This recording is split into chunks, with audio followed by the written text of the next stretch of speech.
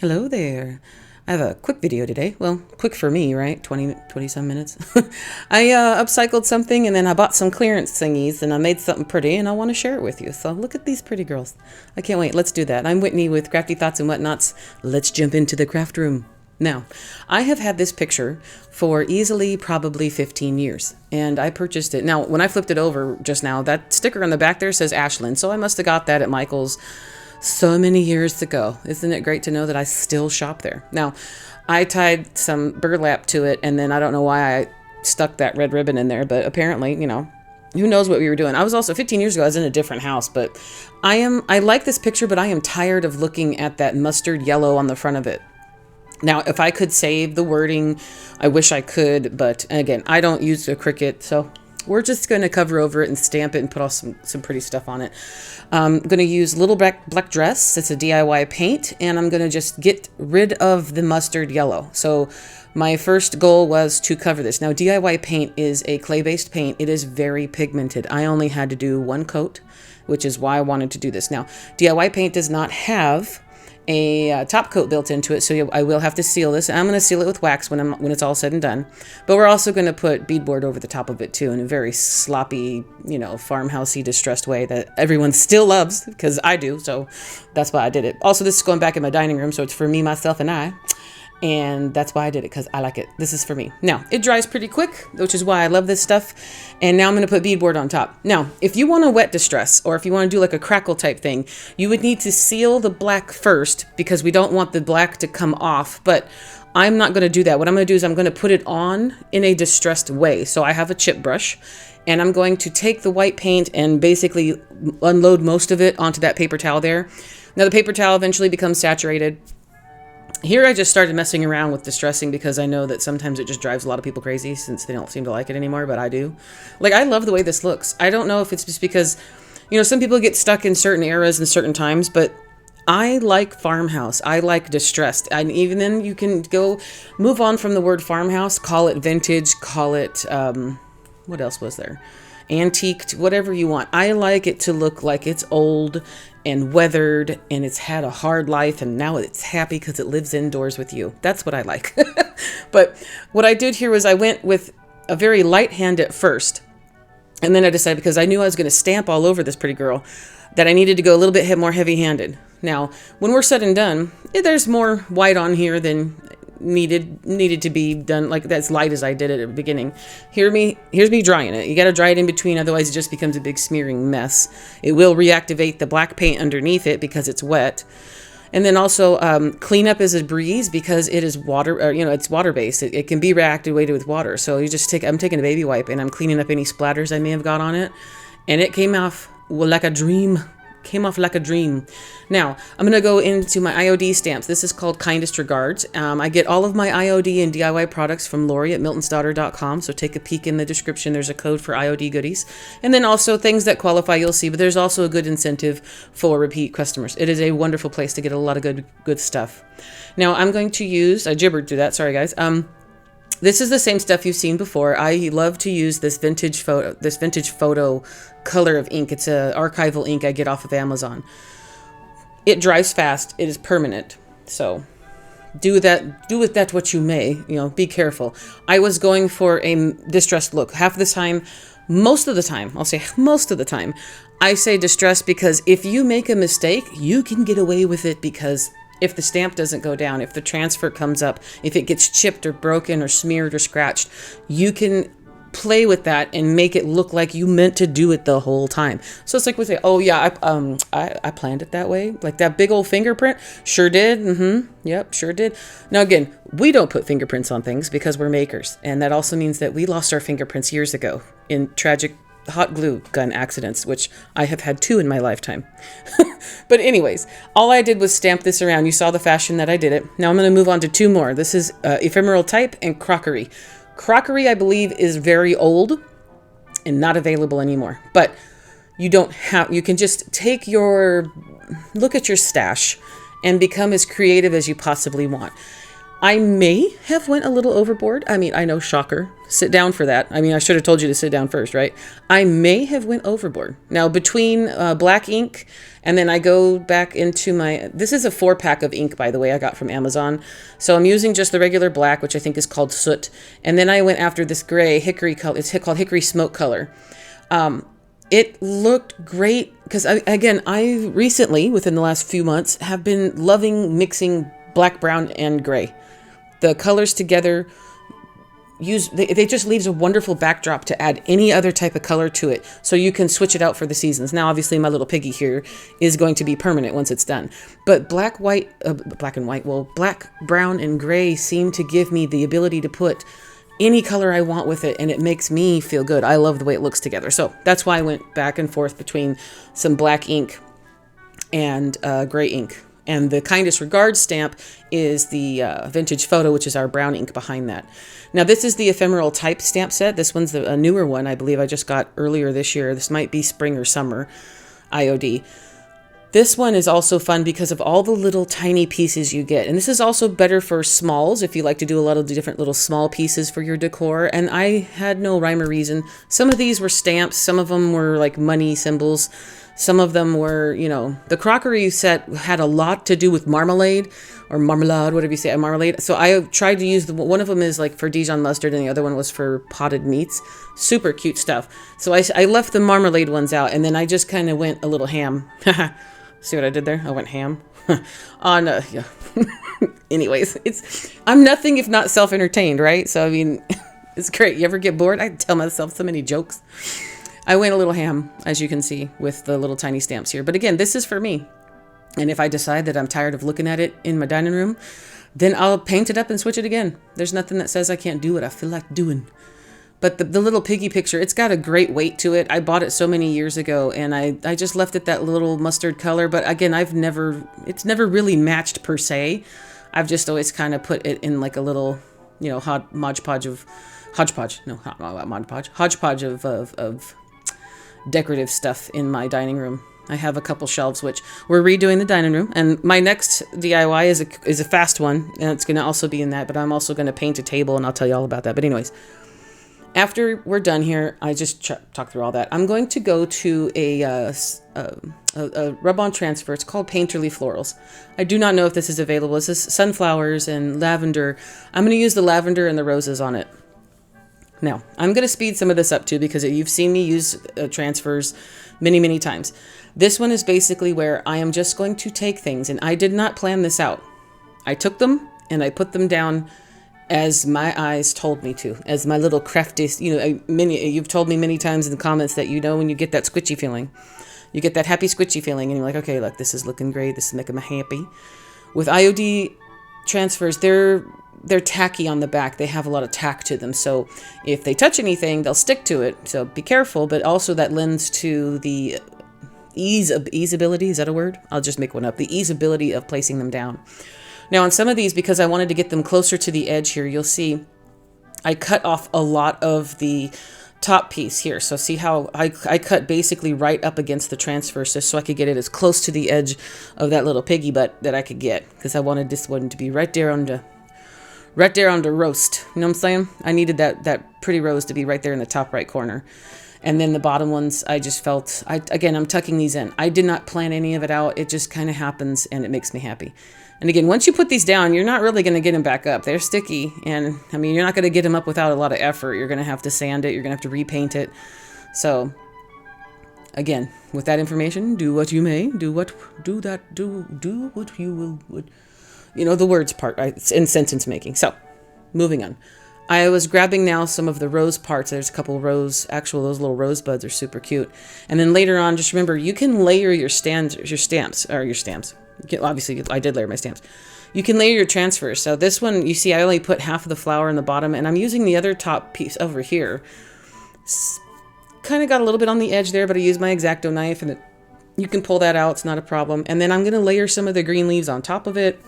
Again, this is also where you can use your smaller IOD pieces and cover up some other things. So here I'm using half of another piece of lavender, setting that off to the side, and then I'm going to put this one down at the bottom over here over top of this other one. Do you see how the layering kind of takes place on its own?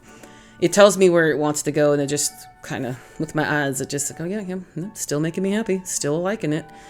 And then here I'm adding little extra pieces that I don't like.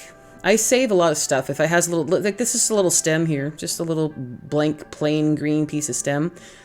Probably insignificant to most people, but for me, I just needed to put it in there, so I did. Now, me putting that plastic piece and rubbing over it, that's called burnishing. A lot of you are very familiar with rub-on transfers, very familiar with IOD. Again, doesn't have to be IOD. It could be, I think there's a Prima brand from Amazon. Essential Stencil has a lot of really pretty ones. Maker Studio. There's a lot of places that do rub-on transfers. I personally love IOD first, but again, sometimes depending on price and market and all that. But again, check out Lori's website. You'll get a lot of good discounts there, a lot of good, bundles and stuff. That's it for the transfers and the stamps. Look how pretty. Now we got to seal it all because we don't want to lose any of our progress. So again, with Lori at miltonsdaughter.com, I'm going to use the DIY wax. This is clear wax. We're not going to put dark wax on it. Normally, yes, I distress everything. I did not want to distress this. I wanted this to stay fresh and crisp.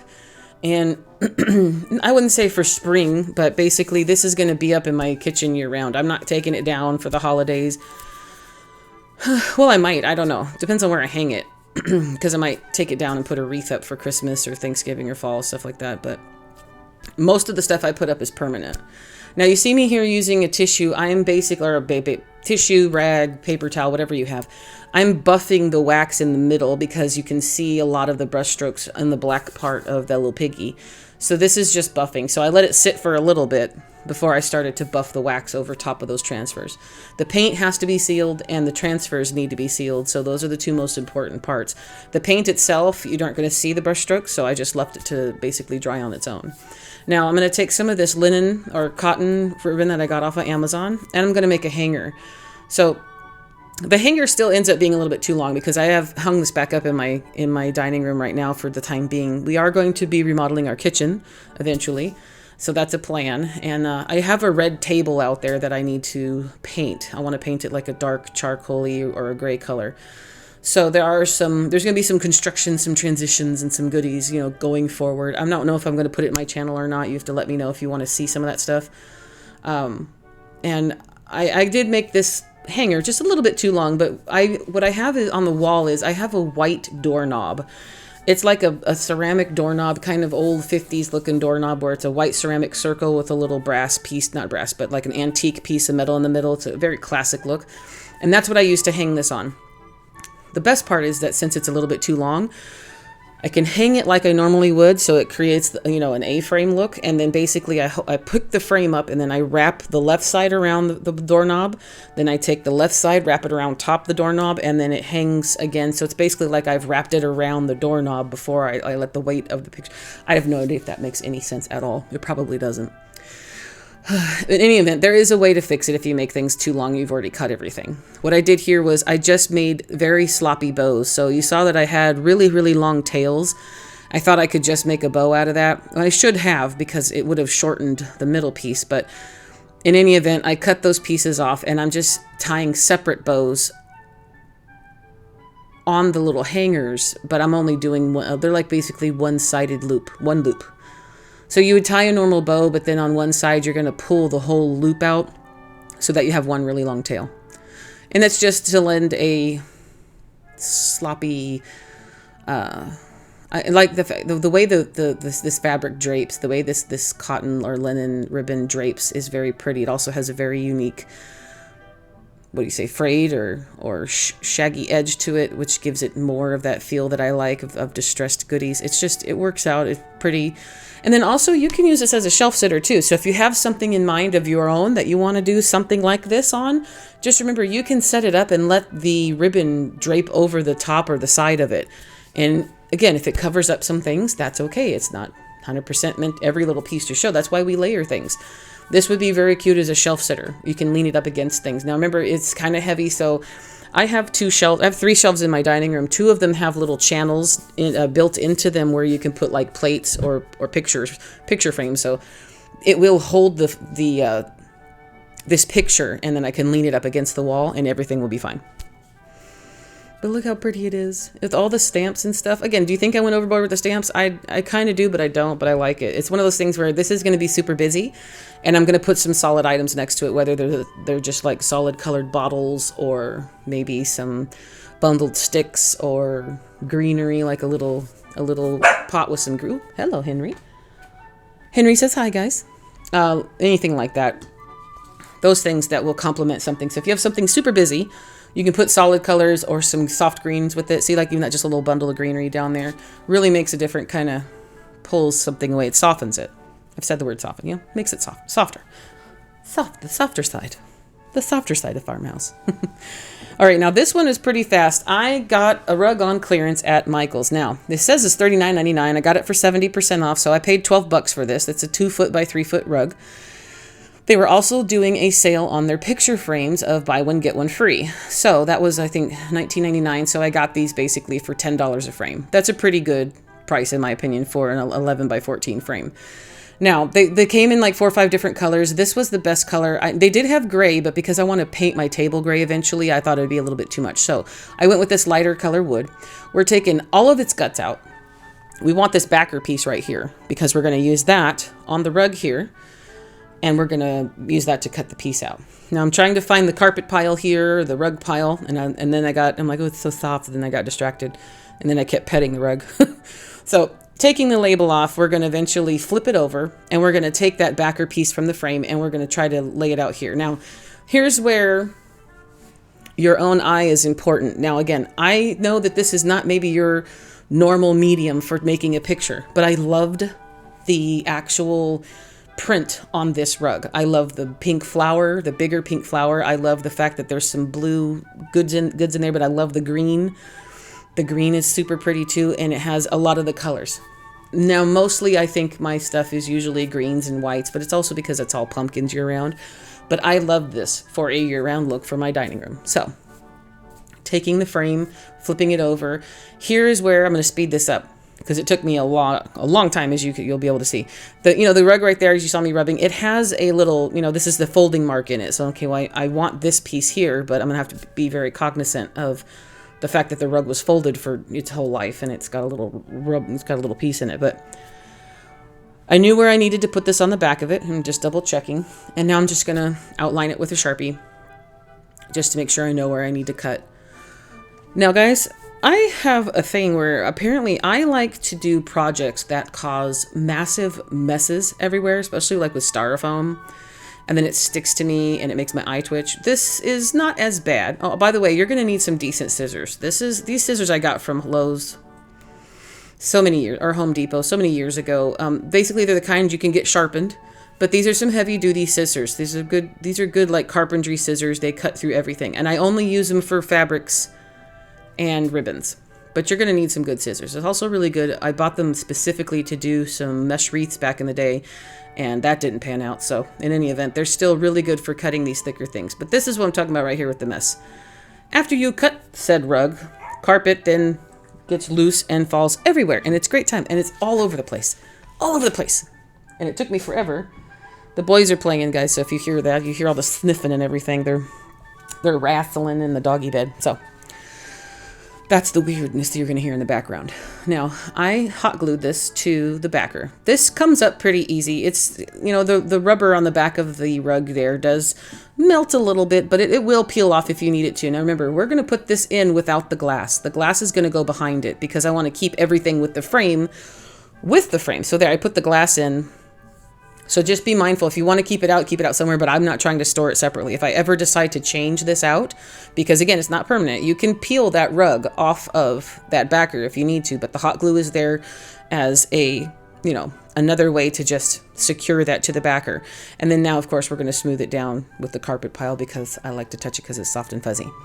Now, this is just another texture. It's another way to add something to your decor that just does, again, I saw the print on this and I loved it.